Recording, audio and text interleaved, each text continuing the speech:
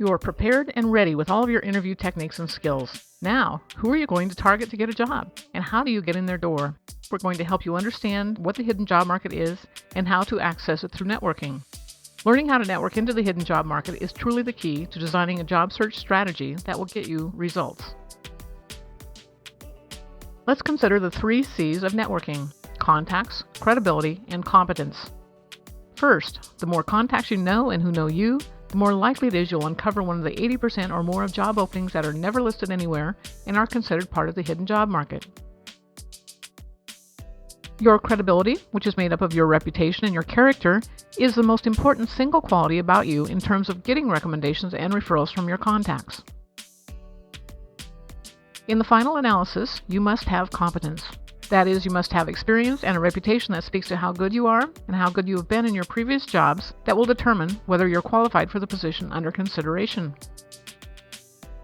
Most importantly, remember, people will only recommend you for a job opening if they're completely confident that they will not end up looking foolish as a result of something you do or say.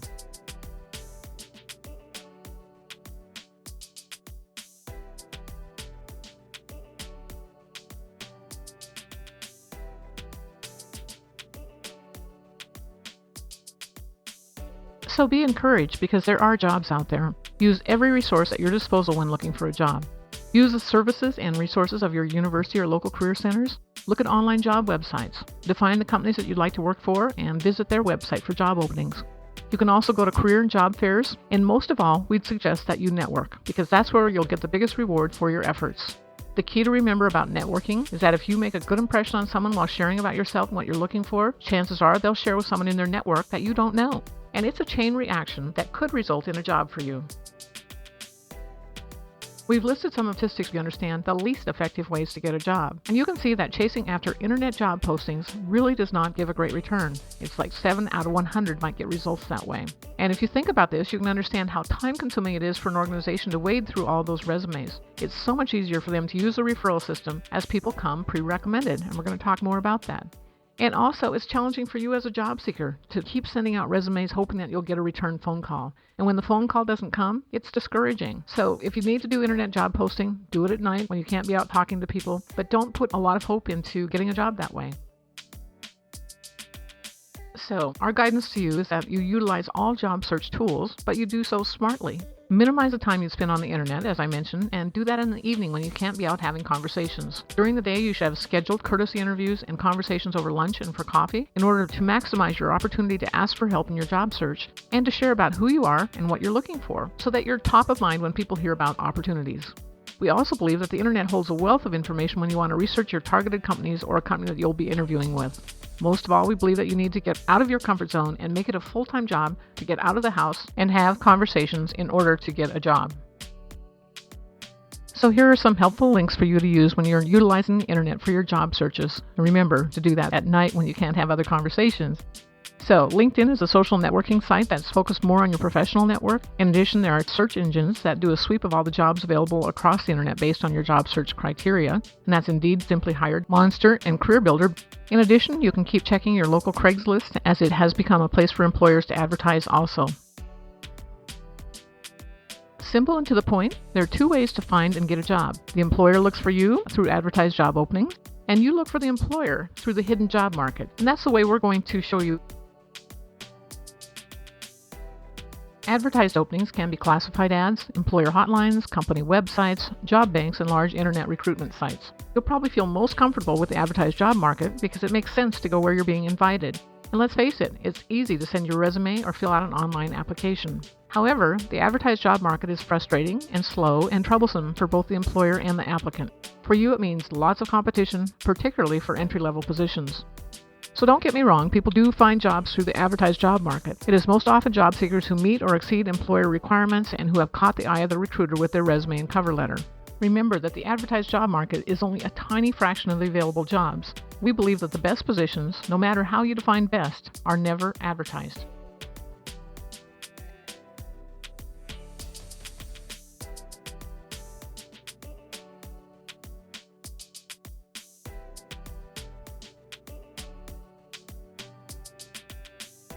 So let's talk about the hidden job market. 80% of all positions are filled without employer advertising. And these positions are filled by or created for candidates who come to an employer's attention through employee recommendations, referrals from trusted associates, recruiters, or direct contact with a candidate. Successful hidden job market candidates are able to connect with the employer's network. And does this mean that the employer knows them? Not necessarily, but the candidate comes pre-recommended by someone the employer trusts, and that's really the key. So networking using your contacts to connect with the employer's contacts opens the door to the hidden job market. Stop and think about the hidden job market for a minute. How many times has it worked for you personally? Or how recently did you hear about someone you know getting a job through a referral from a neighbor or friend? Remember the classmate who got the choice internship because their parent knew someone at the company? That's the hidden job market. And it's a 4-in-1 probability that your job will come through someone you know or one of their contacts know. The hidden job market is as close as your telephone, email account, or next professional meeting, gathering of friends, or sporting event, for examples. Your contacts and those you meet through other people can help you learn about positions, projects, or needs that will not be formally announced. As you learn how to network effectively, you'll find that people are willing to help you. You just have to ask for help, and you have to be clear about what you want and follow through on every lead. It's really about building trust with people because they entrust you with referrals, and you have to follow through and be that person that makes them proud that they made the referral. So once again, let's talk about why networking is the key to the hidden job market. It connects you to people who may help you get inside the company you're targeting or for opportunities that they know about. It helps people understand who you are, what you're looking for, and the value you could bring to an employer. And it gives you the opportunity to ask for help in order to gain referrals for courtesy conversations and introductory interviews. So who's in your network? Basically everyone you know. Your friends, relatives, neighbors, and business associates, as well as doctors and lawyers and pastors. Anyone you know can be a valuable contact when you're looking for a job. And you shouldn't discount anyone because you don't know who they know who might be able to help you with your job search. What is networking? Networking is simply talking to people. When people say you should network, they mean that you should get out and talk to people. And people will be happy to help you if they can. You need to be clear about how you'd like their help and clear about what you're looking for. And most important of all, you need to follow up on every referral and make sure that the person who referred you is kept in the loop until they're satisfied that you have it under control. And then you need to thank them and close the loop when it's complete. When you're building your network, consider the fact that you're building a mutually trusting relationship where you know and care about their needs and they do the same for you. Networking has come to be regarded as a necessary skill that may not only help you in your job search, but will also be of value to you throughout your career. And true networks are not to be taken for granted, and you have to build a mutually supportive network in order for it to be effective. If you don't stay in touch and look for opportunities to share with people in your network, you can't expect that they will be very helpful when you need a favor. Treat the network that you build during your job search with care because you will invariably need help again in the future. You need to create a network list in order to get started. First, make a list of all the people who you believe could be helpful in your job search. These people do not need to be friends or even acquaintances, just any and all people with whom you have enough in common to initiate a conversation. If you can pick up the phone and call them, for any reason, they're potential networking contacts. This is a loose definition, and it will help you think of all the people who might be helpful. And also, by not excluding anyone and putting people on your list, it will help you, through association, think of other people. Here's a list of categories of people who you know. Use it as you brainstorm possibilities. You can see that there's people from college, professional networks, friends, relatives, neighbors, former employers and colleagues, mentors, coaches, teachers, community contacts, your doctor, your lawyer, clubs, athletics, school organizations, your current employer, your colleagues and employees. They all count. And remember, your contacts don't have to be people who can obviously help you. Don't limit yourself by thinking, how could my neighbor help me find a job? Well, give them a chance to tell you that their uncle is a principal at a school you've targeted to teach at. This may look like a long shot until you consider that everyone has a network. Remember, you don't know who your friends know, and this is key. Another approach is to research companies who you'd like to work for, and then look for someone in your network who might know someone who works in that organization that could get you in the door for a courtesy interview. You can find people inside companies through LinkedIn or through your network. There's also another organization out there called Glassdoor.com that gives you a lot of inside information about companies and the people that work there. Your targeted list also comes in handy when people ask who you'd like to work for, that you've already determined maybe 10 to 20 companies that are in the range of possibilities, and it makes it easier for them to identify whether they know someone within those companies.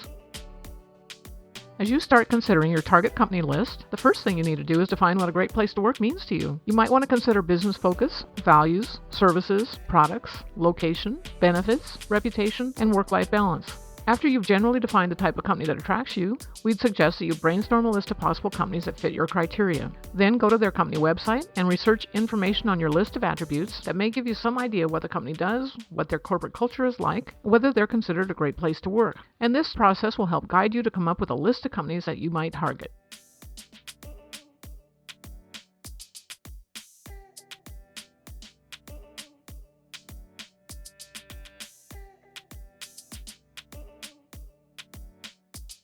Here's another tactic that you might use. Once you've identified your targeted companies list, then start pursuing those companies. Find someone to get you in the door for a courtesy interview, where you have the opportunity to not only find out more about the company, but you also get the opportunity to share about who you are and what you're looking for. And you may find that they'll show an interest in talking with you further about a job that they were going to post or an idea that they've been thinking about that might be in alignment with your background. And each one of those conversations gets you one step closer to a real job offer. The more courtesy interviews and network conversations that you have, the more confidence you'll gain for the real interview. Always do your best to make a great impression. Be positive, smile, shake hands firmly, use great eye contact. And make it easy for people to help you. Rather than saying, "I'm looking for a job, do you know of any jobs?" Ask for their tips, their leads, and their suggestions. And use your elevator speech to help them understand who you are and what you're looking for. By being more specific about your request of them, you'll be more in the forefront of their thoughts, so they'll think of you when they hear of opportunities or people you should meet. So what is a courtesy interview? It's an interview that's granted as a favor to a friend, relative, or colleague. It's usually brief and straightforward, and it gives you an opportunity to find out more about the company. And usually there's no job available. So no matter what the case, use the interview to gather information by asking good questions. Always put your best foot forward in this interview, even if you think it's a waste of time. In the hiring business, chosen candidates may decide that they don't want the job after all. New jobs pop up every day, and the interviewer may really like you and create a job. Or they may know of someone in their network who might be interested in talking with you. So don't discount the power of getting in front of someone for a courtesy interview only. So what's the difference between a courtesy interview and an informational interview?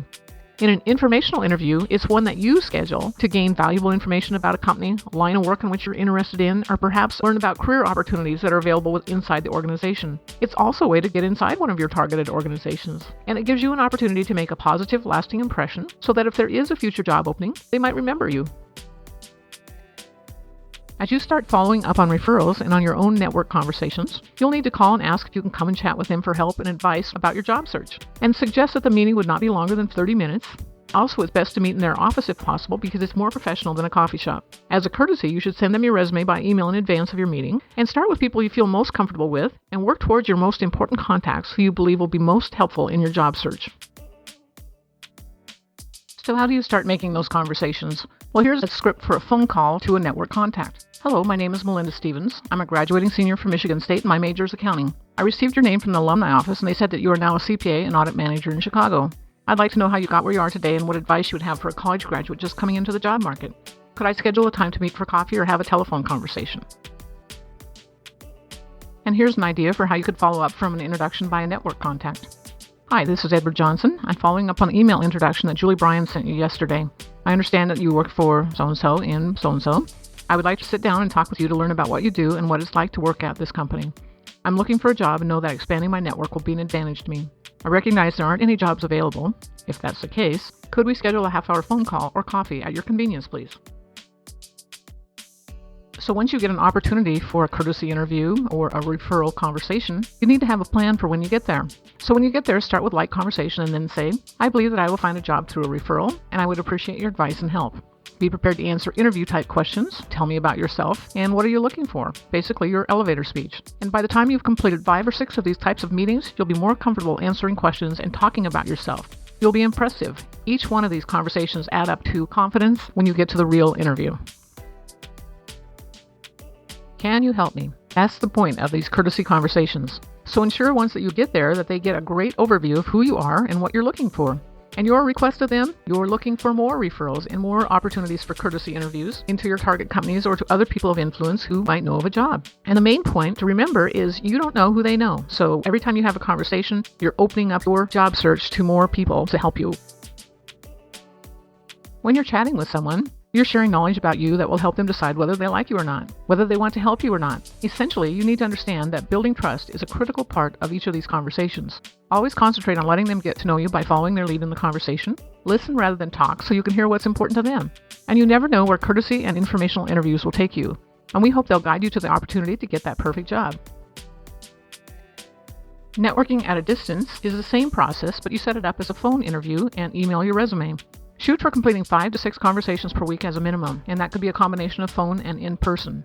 This is a numbers game about building relationships and sharing the knowledge about who you are and what you're looking for. And the more people you talk to, the more opportunities you'll have to find real leads for interviews, and the more likely it is that you will get a job in a reasonable amount of time. There's a perfect correlation between the number of appointments you have and how quickly you find a job. So you need to make sure that you schedule yourself out a ways to ensure that you have opportunities to speak with people throughout your week.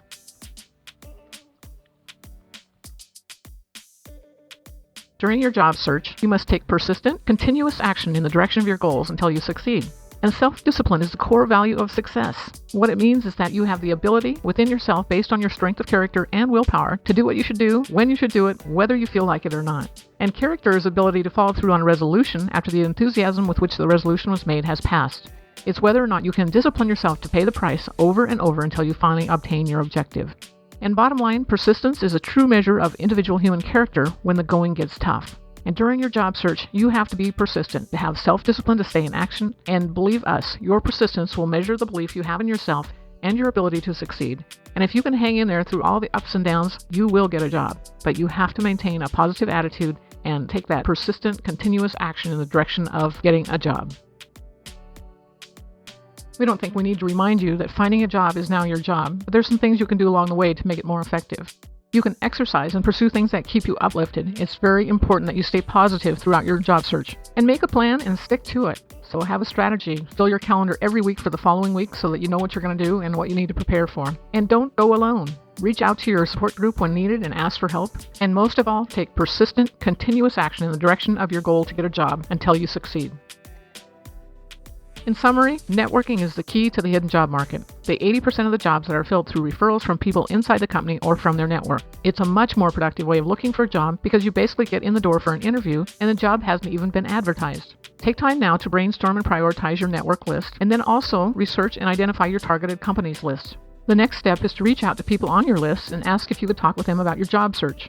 Remember to start with people who may be encouraging and supportive of your approach as you build confidence for these conversations. Leave the higher priority contacts who may be your real targets to help you find a job for later as you're more prepared and confident. Conversation by conversation, you're working towards the lead that will take you to the job with your name on it.